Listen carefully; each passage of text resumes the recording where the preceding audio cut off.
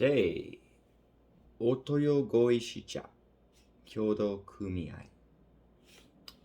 So we have Goishicha, ghost stone tea from Kochi prefecture of Shikoku, so the southern province there. I like this kind of tea a lot. I've had these kind of unusual banchas pretty often, and while I prefer awa bancha, I think I do like this as well.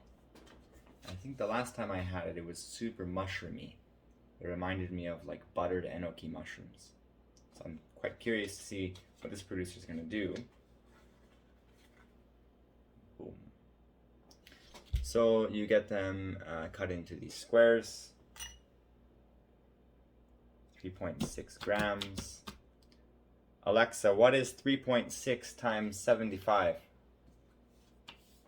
3.6 times 75 is 270. So 270 ml.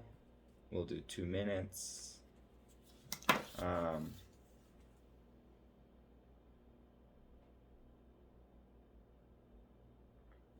Has something like a balsamic vinegar, fruity, sour aroma. Also, there's this dried fruitiness. And the dried fruitiness is very red. It does also remind me of hibiscus and iced tea. So when I say iced tea, I mean like Nestea and brisk. So lemon iced tea, lemon iced black tea.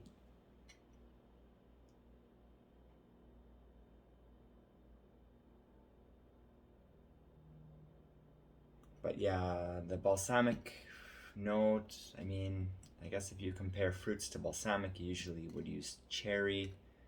And I guess it's dark red. I guess that's what I'm thinking.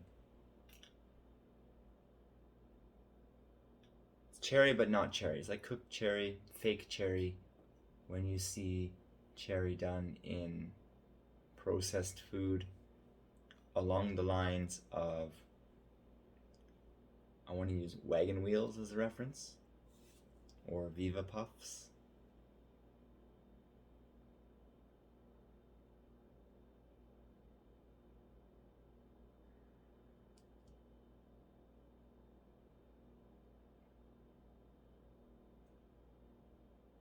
Yeah, it's super interesting. It's very like scarlet red, and I would say it's closer to hibiscus than cherry. When I describe hibiscus, I use choke cherry as a reference, so I guess things all kind of make sense. Well, that was rather fast to go through that scent thing. I don't really know if there's too much else, but we have here a very dark brown, could be dark green, but it looks brown to me. Packed tea.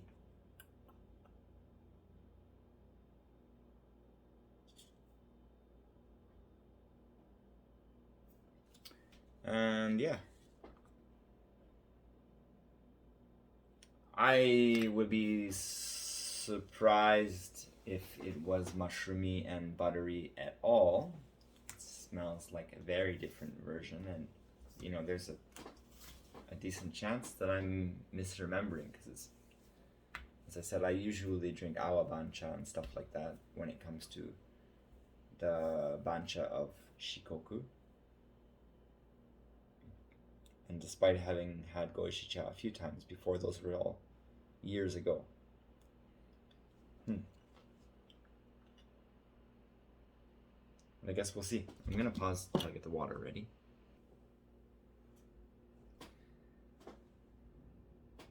Okay, 270.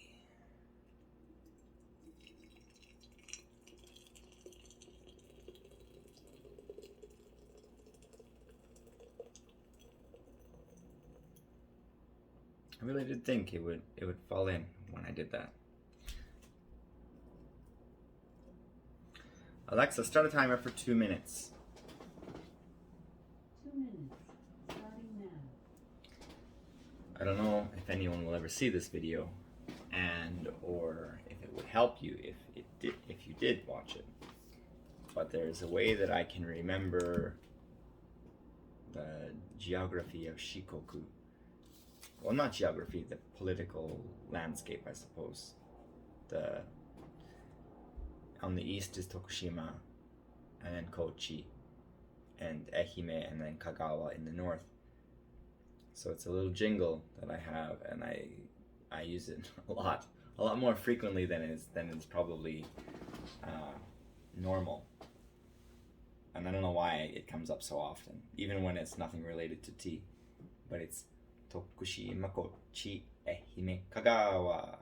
And I don't know, I could be sweeping a floor and then that would come in my head. But anyway, that is just a nice little anecdote. Nothing really to do with this.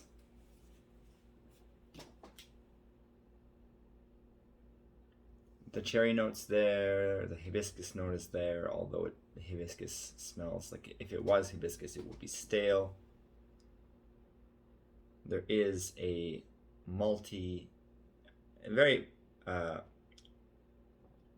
it's very much like a wagon wheel. Chocolate cherry malt. Sweet.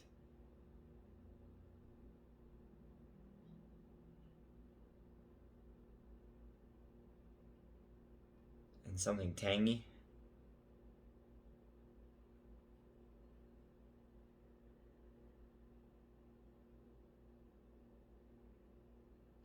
I'm gonna have to go back and look at my notes.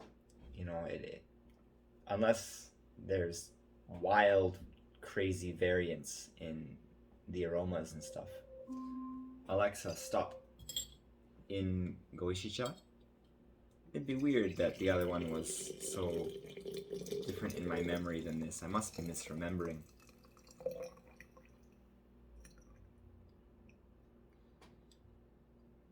So you get a very like amber medicine bottle kind of brown color. Brown orange. Kind of now smells like horses and stables and horse piss.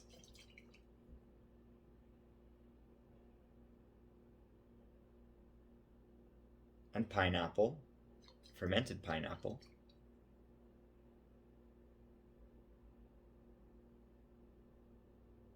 And then back to the pea.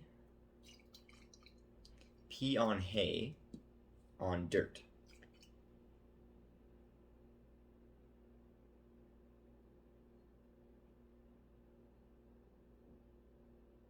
And then it's kind of going between, for me, these very awabancha notes of like pickled ginger and bad and or rotten and or spoiled longan or lychee fruit.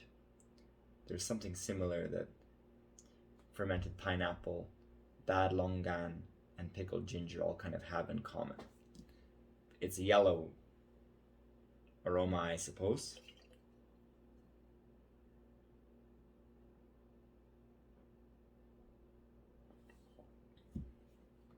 Yeah, it's one thing that I had read in a book once was when you smell something that reminds you of like rotten flesh or poop or pee or vomit or whatever that might be, something that's clearly not food, clearly something that you need to be very conscious and aware of, your brain has a very, I guess, important job to like tell you probably don't drink that.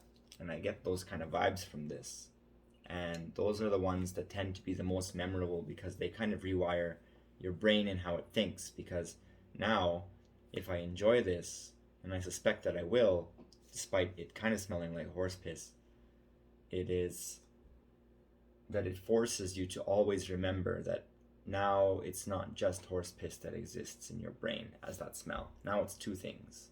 So these teas, they become super memorable for you if you enjoy them, or even if you don't, I suppose. But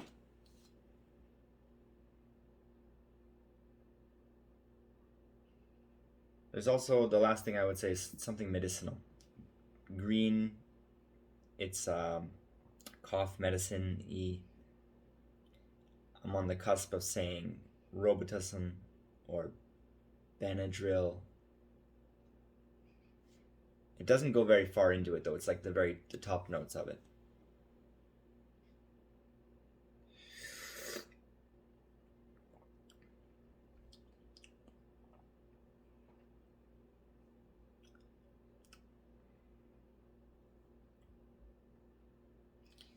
It is good. It hits differently than I thought it would. It's quite shallow and actually quite tight. And the flavors that linger are not what I would have expected.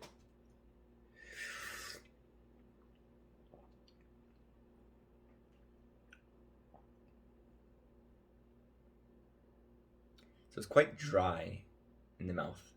It's not oily. I don't know why I was expecting it to be oily, but it's definitely not.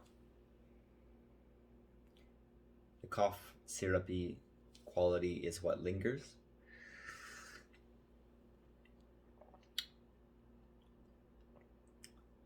It starts off a little sour, lemony, something high acid anyway. That could be kind of like hibiscus, but it's like hibiscus and sour lemon and cough medicine.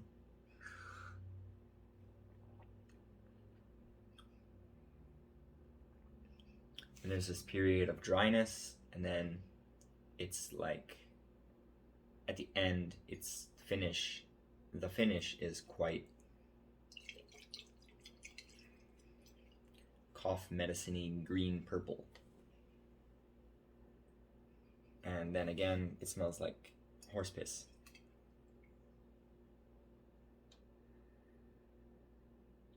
Horse piss and ginger and cough medicine all wrapped up in one thing.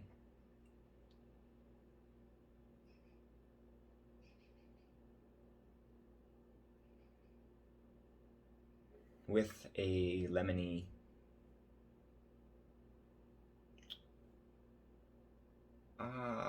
okay. We have a what is the word now? Like a lozenge for when you have a sore throat. And the company is called Fisherman's Friend. But I guess Halls have some similarities. When you get like lemon flavored Fisherman's Friend, or that's very specific. I don't know if it's quite the same in Halls, but I imagine lemon flavored Halls might be similar. But lemon Fisherman's Friend is pretty... I'm not sure if that's a Canadian thing or whether that's pretty popular in the US as well.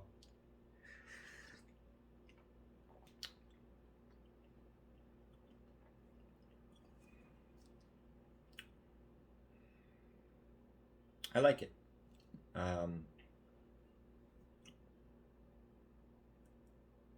I would sell it, but not over the Awabancha that I currently have, because I actually feel like this one and the Awabancha, they have a lot in common. This particular one. This one is more medicinal, and then the Awabancha that I have is, yeah, more pukey, more weird, more fermented, more beer-like, and then more in the lychee route.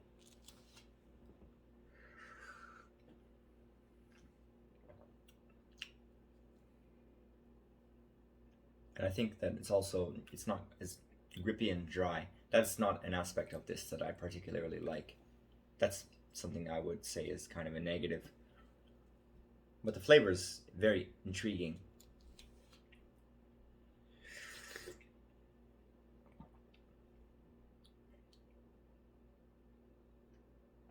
Also, maybe it's a tad too light. Maybe the steeping time could be 3 minutes rather than 2. But I think that we're close. I wouldn't necessarily brew it stronger in a ratio kind of sense, just longer time.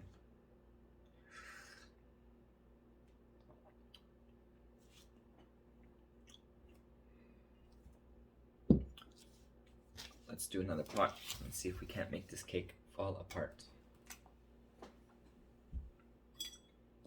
Anyone who watches more than one of these videos, even if they chose at random, I know it sounds like a lot of these teas smell like piss or shit or something like that. I'm not trying to insult anybody or make them up. I'm just trying to speak my mind, speak the truth as best I can. It doesn't happen very often that teas smell like that to me, and I'm not saying that there's anything particularly bad about these ones. Alexa, 2 minutes timer, please. 2 minutes, starting now. Yeah, I wonder why it is. COVID could be.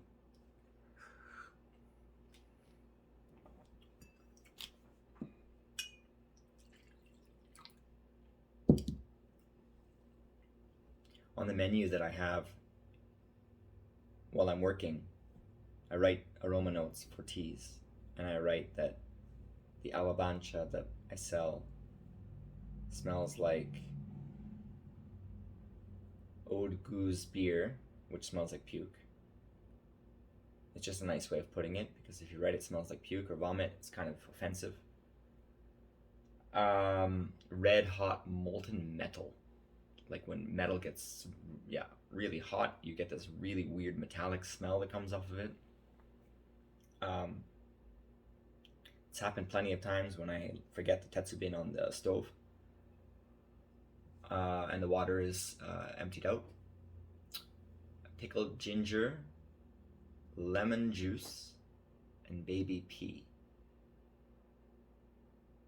And yeah, I think I find a lot of the aroma in this is, I mean, they're similar for sure. If I compare color, this is much darker. This is much more orange. The awabancha I have is very yellow.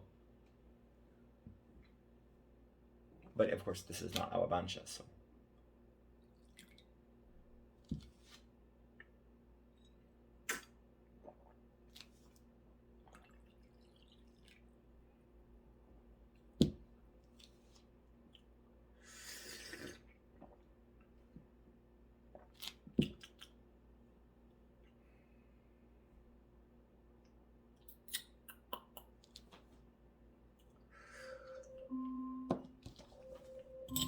Alexa, stop.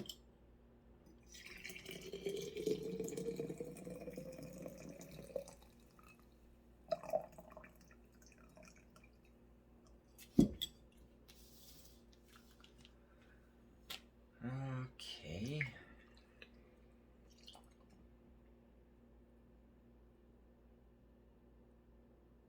Now, so what's the difference? It smells now fruitier and less pissy.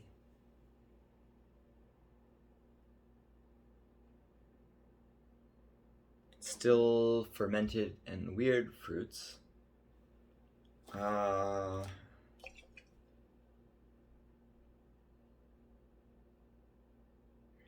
still like fermented pineapple. So this is an aroma I'm pretty familiar with because one of my first jobs I had in my life, well, it was my second job. I was working for a pub and I was the pizza guy. I made pizzas. And so we had our station, and we have the inserts of all of the ingredients we would need to put on pizzas. And then there is the pineapple insert. And yeah, every once in a while, I would I don't know, because maybe it was too warm or whatever it was, but the the pineapple would just turn, and it would turn alcohol-y smelling. Yeah, and fermented and weird, and you'd throw it out. But this, it reminds me of that smell.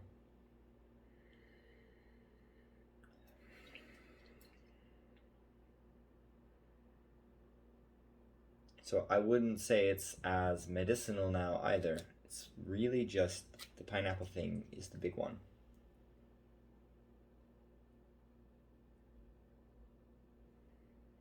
Rather simple overall.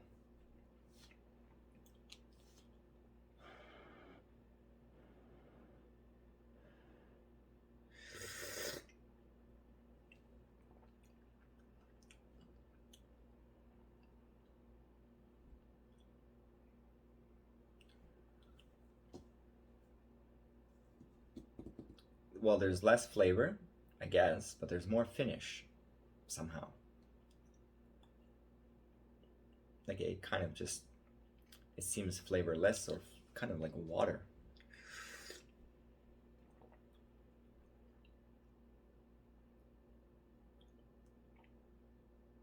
But then at the back end of it, you get stuff.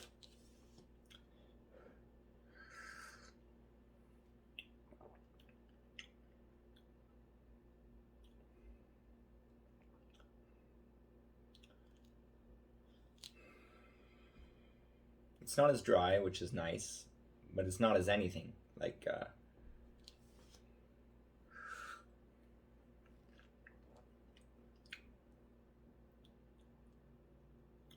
it's just a little sour. A little sour, a little lactic.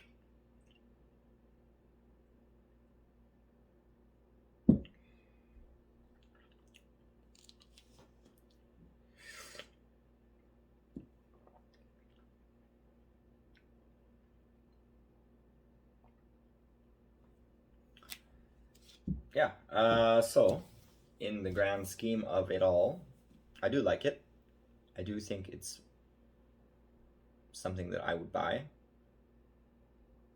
However, I do have my priorities of these bancha, and I don't think this one would be a top priority for me. That being said, it's good, and I think it's a good example of how interesting bancha can be, and not just bancha, but how interesting tea in general can get, because I think it really breaks the stereotype or stereotypical flavor that tea is able to have. Okay, I guess next we're gonna do sencha. We'll start a new video. Ciao.